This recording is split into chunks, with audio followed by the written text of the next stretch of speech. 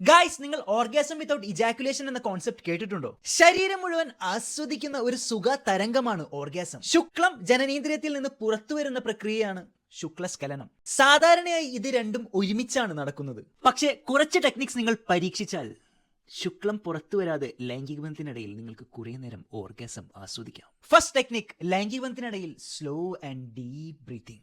ഈ പ്രോസസ് നിങ്ങളെ കൂടുതൽ കാമാക്കാനും റിലാക്സ്ഡ് ആക്കാനും ലൈംഗിക ബന്ധം കൂടുതൽ എൻജോയബിൾ ആക്കാനും പറ്റിയ ഒരു സൂപ്പർ ടെക്നിക്കാണ്. Second technique, pelvic floor muscles. നിങ്ങളുടെ ജനനേന്ദ്രിയത്തിന് ചുറ്റുമുള്ള മസിൽസ് കീഗൽ എക്സസൈസ് ചെയ്ത് സ്ട്രെങ്തൻ ചെയ്യുക. ഈ മസിൽസ് സ്ട്രോങ് ആയിരിക്കുമ്പോൾ ശുക്ലസ്ഖലനം നിങ്ങൾക്ക് പിടിച്ചു നിർത്താൻ സാധിക്കും. Third technique, start and stop technique.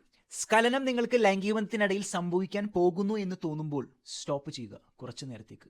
പിന്നീട് കുറച്ചു നേരം കഴിഞ്ഞ് വീണ്ടും സ്റ്റാർട്ട് ചെയ്യുക. ഈ പ്രോസസ് നിങ്ങളെ കൂടുതൽ കാമാക്കാനും ഓർഗാസം കൺട്രോൾ ചെയ്യാനും സഹായിക്കുന്നു. Fourth technique, visualisation.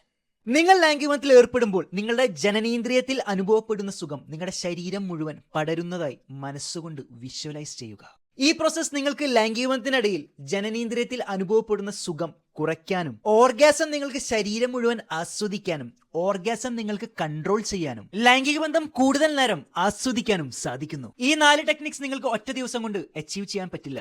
Practice, consistency, patients, ഇത് 3ഉം ഇമ്പോർട്ടന്റ് മലയാളി. നിങ്ങളിത് പ്രാക്ടീസ് ചെയ്യുമ്പോൾ നിങ്ങളുടെ പാർട്ട്ണറുമായി ഞാനിത് പ്രാക്ടീസ് ചെയ്യുന്നുണ്ട് എന്ന് ഓപ്പണായി കമ്മ്യൂണിക്കേറ്റ് ചെയ്യുക. പാർട്ട്ണറുടെ സപ്പോർട്ട് ഇതിൽ വലിയ ഇമ്പോർട്ടന്റ് ഘടകമാണ് Malayali. Balance diet, workout, proper sleep, അതായത് ഒരു ഹെൽത്തി ലൈഫ് സ്റ്റൈൽ, ഇതില്ലെങ്കിൽ നിങ്ങൾക്ക് ഈ ടെക്നിക്സ് അച്ചീവ് ചെയ്യാൻ പാടായിരിക്കും മലയാളി. ലൈംഗിക ബന്ധം കൂടുതൽ നേരം ആസ്വദിക്കാൻ താല്പര്യമുള്ള മലയാളിക്ക് ഇത് അയച്ചു കൊടുക്കൂ മൈ ഡിയർ ഇന്ത്യൻ. ഞാൻ ഈ പറഞ്ഞതിനെ കുറിച്ച് എന്താണ് നിങ്ങളുടെ അഭിപ്രായം? കമന്റ് ബോക്സിൽ കമന്റ് ചെയ്യൂ.